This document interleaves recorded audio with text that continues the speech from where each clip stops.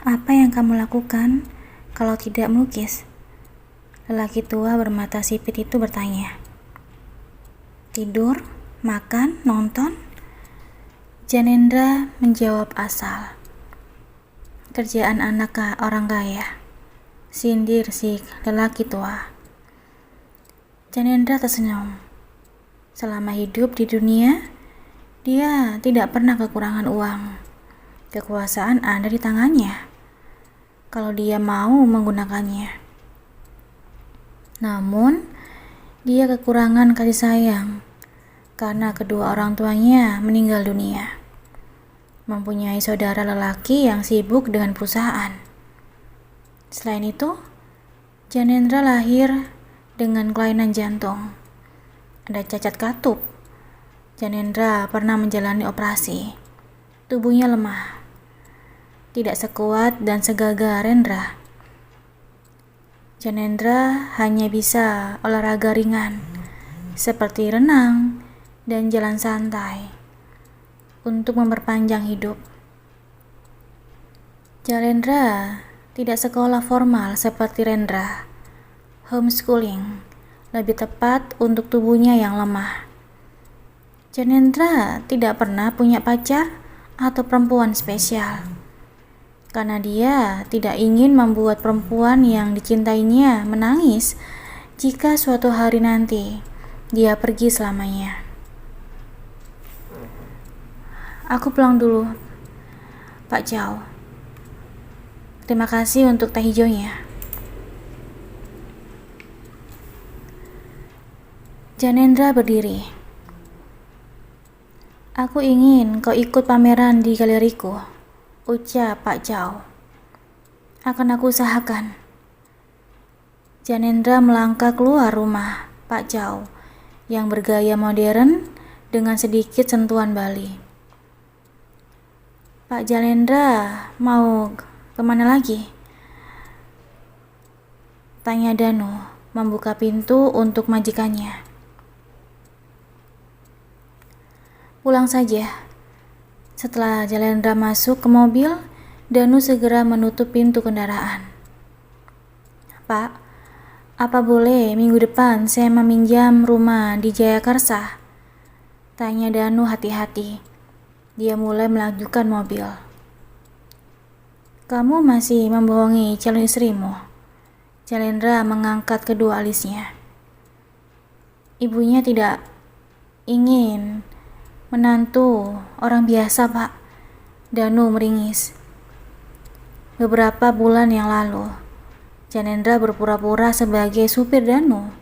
Dia ingin tahu kondisi keluarga calon istri supirnya. Hujan deras mendadak turun. Janendra melarikan pandangannya keluar jendela. Dia melihat payung yang terbawa angin, kemudian seorang perempuan yang tergeletak di trotoar. Dan berhenti. Danu menyalakan sen kiri terlebih dahulu, lantas perlahan menepi di pinggir jalan. Ada apa, Pak? Ada perempuan yang pingsan. Mundurkan mobilnya, sahut Janendra, lalu bergegas keluar. Tidak mempedulikan hujan yang menderah. Danu pun memundurkan mobil. Ia buru-buru keluar ikut membantu Janendra. Masukkan perempuan itu ke dalam mobil, perintah Janendra yang menggendong bayi. Janendra mengembuskan nafas, mengingat kejadian beberapa jam yang lalu. Sekarang Ara tertidur pulas setelah sadar dan bicara sebentar. Wajah Ara kembali merekam di memori Janendra. Perempuan itu yang diantar seusai dibentak suaminya waktu pertunangan Danu. Janendra keluar kamar. Dia menghampiri Danu yang berada di dapur. Kamu kenal Aranina, kan? Tanya Janendra. Tidak begitu kenal, Pak. Lebih tepatnya tidak kenal. Saya hanya tahu dia istrinya Bayu, calon kakak ipar saya. Waktu itu, saya dan Dewi pernah melihatnya di jalan. Saya pernah melihat foto dia di dinding rumah Dewi. Oh, saat ini dalam proses perceraian. Mungkin hampir selesai. Lanjut Danu. Menurut cerita Dewi, Ara diceraikan karena selingkuh. Janendra hanya menganggukkan kepalanya. Menurut Dewi juga, Bayu, kakaknya akan menikah dengan Gisel, putri seorang direktur di perusahaan keluarga Pak Janendra. Mungkin Anda kenal, Pak? Jadi lelaki bodoh yang disebut Rendra adalah Bayu. Jangan katakan pada Dewi kalau Alanina berada di rumahku. Kalau kamu masih ingin bekerja dan pura-pura kaya, Danu. Perintah Janendra. Iya, Pak. Saya adalah orang paling setia. Siap melakukan apa saja untuk Pak Janendra.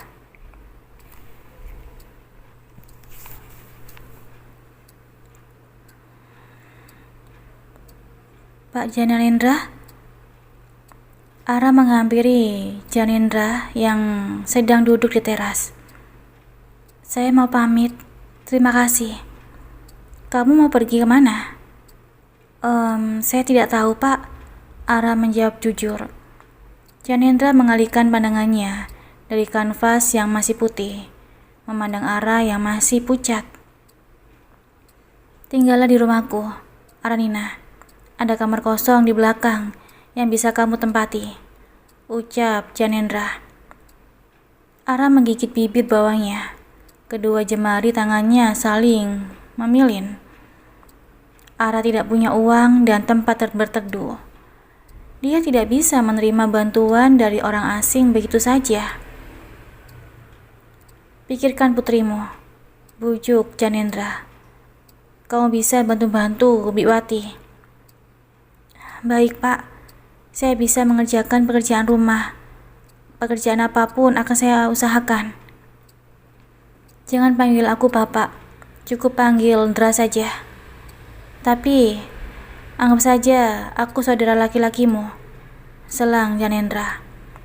Selama ini, aku ingin mempunyai saudari perempuan. Baik. Ara menarik nafas karena ragu. Dra, panggil aku Ara. Lanjutnya. Ara, duduklah. Aku ingin bertanya sesuatu. Janendra menunjuk bangku kayu. Apa benar kamu selingkuh? Karena itu suamimu menceraikan kamu. Ara duduk dengan dahi berkerut. Itu tidak benar. Suamiku yang berselingkuh dengan perempuan kaya. Aku mendengar dari seseorang. Dengan suara nyaris tercekat, Ara menceritakan kisah hidupnya bersama Bayu. Menceritakan perselingkuhan, penghinaan, dan sempat terjebak dunia prostitusi karena ulah mantan adik iparnya. Ara menangis saat menceritakan hal tersebut. Dia tidak peduli jika Janendra tidak percaya. Setidaknya, sesak di dada yang menggumpal bisa sedikit terurai. Janendra mengulurkan tisu. Ia merasa iba pada Ara. Mata perempuan itu menunjukkan kesedihan dan sakit yang luar biasa. Apa rencanamu ke depan? Janendra mulai memainkan kuasnya. Menjadi orang sukses dan kaya. Ara tertawa getir. Dengan begitu, aku bisa membalas mereka. Tambah Ara mengusap sisa air mata di pipi. Kalau begitu, berusahalah lebih keras, Ara. Mungkin butuh waktu lama, ribuan hari, atau bahkan belasan tahun. Ara akan membalas sakit hatinya pada keluarga Bayu.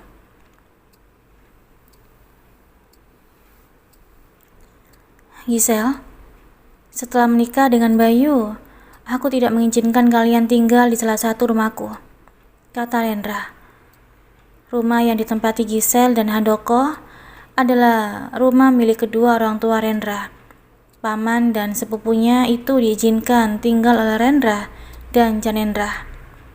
Sementara Rendra memilih tinggal di rumah lain karena tidak ingin dibayangi kenangan orang tuanya. Kok gitu sih, Ren? Cih, kamu memang menyebalkan, senggut Gisel. Tinggal saja di apartemenmu. Karena kamu sudah punya suami, aku tidak akan memberi uang jajan bulanan. Putus Rendra. Karena selama ini dia juga menyokong kemudahan Gisel. Rendra, Gisel memberut. Papa setuju, biar Bayu yang bisa bertanggung jawab dan menunjukkan semangatnya. Kalau dia mencintaimu dengan tulus, dia akan bertahan. Handoko menimpali. Kenapa Papa ikut-ikutan Rendra? Kalian menyebalkan, bagi Gisel. Calon suamimu perlu diuji, Gisel. Rendra menatap tajam Gisel. Kalau perlu diuji sekarang. Tidak bisa. Aku mengandung anaknya, ucap Gisel. Apa? Handoko mendelik. Aku hamil, Pak, ulang Gisel. Cucumu. Ya Tuhan, Bayu bahkan belum resmi bercerai. Handoko meraup wajahnya. Laki-laki kan boleh berisi lebih dari satu, saut Gisel enteng. Rendra tidak peduli. Dia meninggalkan ruang keluarga. Keluarga lelaki itu mengendarai motornya menuju alamat kos Ara. Tempat kos Ara berada di dalam gang sempit. Tanpa melepas helm, Rendra mengetuk pintu kos. Mas ini salah satu pelanggannya Ara. Rendra menoleh ke belakang. Seorang perempuan berdaster berdiri tidak jauh darinya. Pelanggan apa? Rendra tidak paham. Jangan pura-pura tidak tahu. Ara kan perempuan panggilan. Kamu pasti membutuhkan jasanya. Sayang sekali, Ara sudah pergi. Rendra memandang pintu kayu yang tertutup rapat. Kemana Ara pergi? Ara diusir.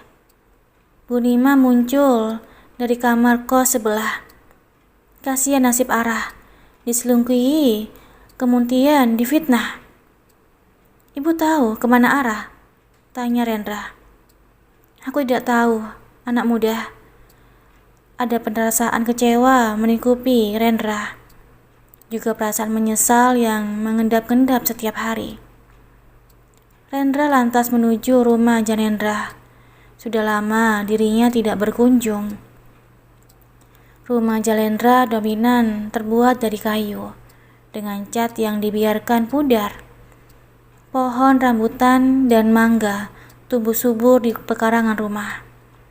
Lelaki yang mengenakan jaket kulit berwarna coklat tua itu melintas halaman samping rumah.